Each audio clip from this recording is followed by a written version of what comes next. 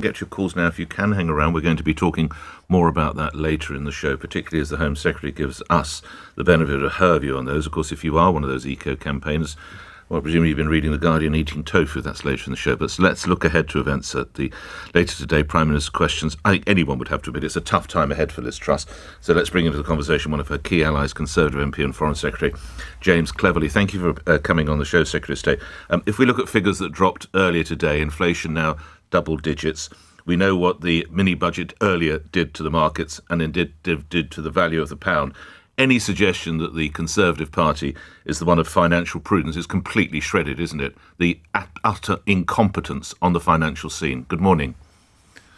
Yeah, good morning, Nick. Obviously, we've seen the inflation figures. It's not where we want them to be. Nudging just over 10% is something which will understandably be of great concern to a whole load of people that have mortgages or other kinds of borrowing. Obviously, what we want to do is we want to take action to bring those inflation figures down. But it's worth remembering that in many of our international competitors and friends, that they are already seeing inflation figures considerably higher than that. And actually, the decisions that we took to help people and businesses by putting a cap on the cost of energy has actually had a downward pressure on those inflation figures. Yeah, they're not where we want them to be. But that's just been reduced to 6 months, Mr. Cleverly. It's gone from 2 years to 6 months. You're not going to hold this up as a jewel in the crown of your policies, surely.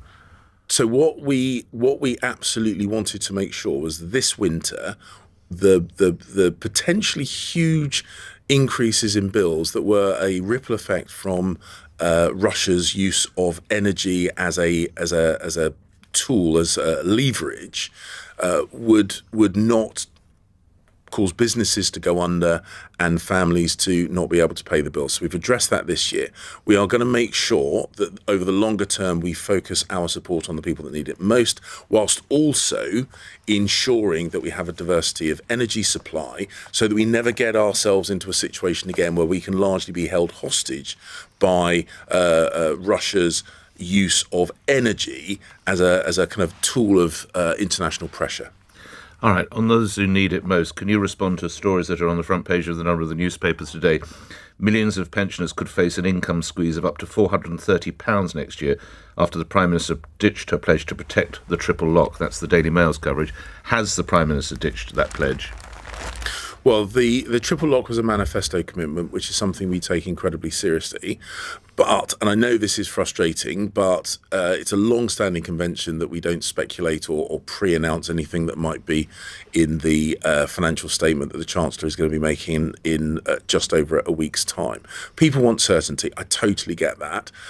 Pensioners will see their bills going up, and they will want certainty. And as I say, I totally understand that, but I'm sticking to the long-standing convention that this is something that will be addressed by the Chancellor in his statement in just over a week's time. Tough job ahead for the Chancellor, Foreign Secretary, isn't it? Yeah, it is a tough job. Right it's a tough job. Look, Jeremy is absolutely the right guy. He is a very smart, a very experienced minister.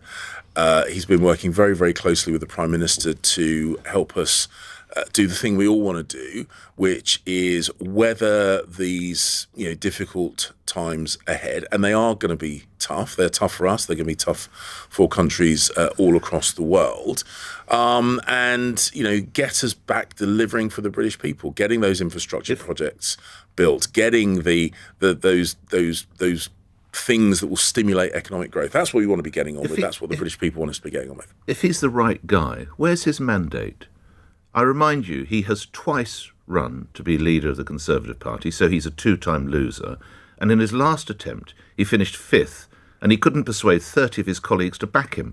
Mr. Cleverly, why is he, quotes, the right guy, and where is his mandate? So he's the Chancellor. He ran for leader of the party. He didn't get that. Liz I think we know that, the competition to become the leader of the party. He's the Chancellor. The Chancellor is appointed by the Prime Minister. Prime Minister... Where is his mandate within the party? He couldn't get 30 of his colleagues to support him last time out. earlier this year. That was because he was running to be leader of the party. He's the Chancellor. He's appointed by the Prime Minister. Wrong, actually. He's appointed by the King on the advice of the Prime Minister, if we're going to be really technical. But the point is, he is working closely with the person who was chosen by the party to lead the party and so he therefore doesn't lead the government. He has the mandate given to him by the Prime Minister, who is always the person that appoints the Chancellor. Let's look at other matters perhaps more on your brief, in fairness to you. Sure. The senior Chinese diplomat should be expelled from Britain over his hand in the punishment beating of a peaceful protester at his country's consulate. This was on Sunday. I'm sure you're aware of this. Just to remind my listeners, Yeah. A man was taken to the street in Manchester and assaulted by Communist Party officials in riot gear after he displayed a mocking image of the Chinese president. Should this then diplomat be expelled in your view, Foreign Secretary? Well, we summoned the Chinese chargé d'affaires to the Foreign Office Where's yesterday. the ambassador? Is he not in the country? The ambassador's not available at I the see. moment, so it's the most senior official that was available. So we summoned the Chinese chargé d'affaires to the Foreign Office, where my officials made it absolutely clear that this behaviour was unacceptable. That that this peaceful and lawful protest was an important part of our culture and values, and those must be respected. It's a long-standing convention that you respect the culture of your host nation. My understanding, or not my understanding, the Greater Manchester Police are conducting an investigation, and once I have more details of that, we will make a decision about what else we might do. But we've made it absolutely clear that we believe this conduct to be unacceptable. So expulsion is a possibility. Look, I'm not going to speculate, Nick. I'm not going to speculate. But the point is, we have absolutely made it clear that that this behaviour has no place in the UK. How widespread does the British government understand the unrest in Iran to be? Well, this is something that I've been looking at very closely. What we are seeing is a grassroots manifestation of the frustration that the Iranian people, particularly women, but not exclusively, have with the Iranian regime. I made the point in an article yesterday that the Iranians are desperately trying to blame everybody but themselves, the Iranian regime rather, trying to blame everybody but themselves for what's going on. The simple truth of the matter is their oppression of their own people is now bubbling up. They could and should conduct themselves very differently. And the Iranian people themselves are demanding that the leadership do so. We're keeping a very close eye on this, but I think the people that should be keeping an even closer eye still is the Iranian leadership, and they should respond to the calls of their own people. It's interesting there, Mr. Cleverly. You talked about grassroots frustration. They blame everyone but themselves. They should conduct themselves very differently. Some of my listeners think you're talking about His Majesty's government there, Foreign Secretary. Yeah, well, There is it's a grassroots nice line. frustration. These are your words, nice sir. line, Nick, These are grassroots frustration. They blame everyone but themselves. They should conduct themselves very differently. Why not give the people a general election? Well, if we see the things which are creating the challenges that we're all facing, both domestically and internationally, I'm unconvinced that any of those things would be made better by a general election at the moment. What the British people demand of us, and they are right to demand this of us, is that we focus on their priorities, is we address those things like interest rates, things like inflation rates, that we make sure we get the infrastructure built to help grow the economy, that we protect them from the increases in energy prices. Those are what they want us focused on, quite legitimately, quite rightly, and that's what we should be focusing on.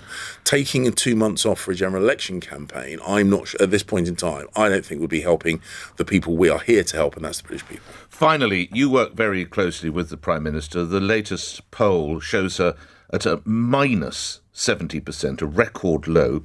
Why do you imagine the Prime Minister currently is about as popular as tooth decay? Well, look, we saw that the proposals that were put forward in the mini budget did not land well. They did not have the desired effect, and so she has changed those things. What we've also seen is very, very continuous and widespread criticism, and of course that will have an impact on the way people view her. What she wants to do, what the government wants to do, and this is absolutely right, is to be focused on delivering for the British people.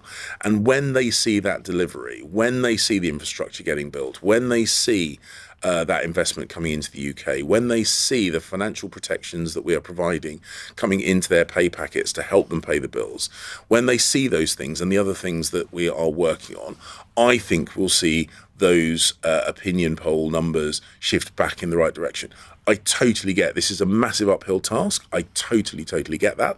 But all we can do is focus on delivering for the British people. That's absolutely what we're going to do.